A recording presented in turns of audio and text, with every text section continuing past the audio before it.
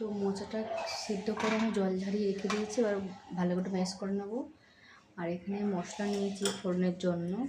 তো কী কী মশলা নিয়েছি, আদা গ্রেট করে নিয়েছি, জিরে গুঁড়ো, ধনে গুঁড়ো, গরম মশলা, শুকনো লঙ্কা, গোটা গরম মশলা, গোটা জিরে আর আর নিয়েছি গুঁড়ো লঙ্কা। তো এইদিকে আমি কড়া বসিয়ে দিয়েছি, তো মশলাটা আমি করে নেব। তো দেখো আমি এখানটায় ভালো করে হাত দিয়ে ভালো করে ম্যাশ করে নিয়েছি আলুর সাথে মোচাটা। আর এখানে একটু শুকনো কড়াই আমি বাদামটা ভেজে নেব, কাঁচা বাদামটা ভেজে নেব। তো দিয়ে দেবো, আমি তেল দিয়ে দেবো, সর্ষের তেল।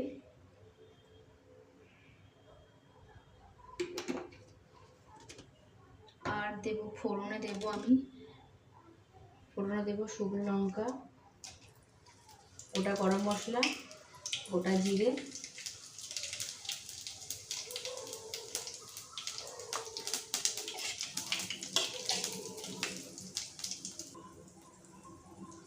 আর দেবো আদা।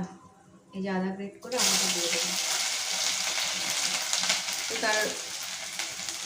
তারপর সব মশলাগুলো আমি দিয়ে দেবো, দিয়ে ভালো করে সামান্য জল দিয়ে নাড়িয়ে নেবো, কষিয়ে নেব।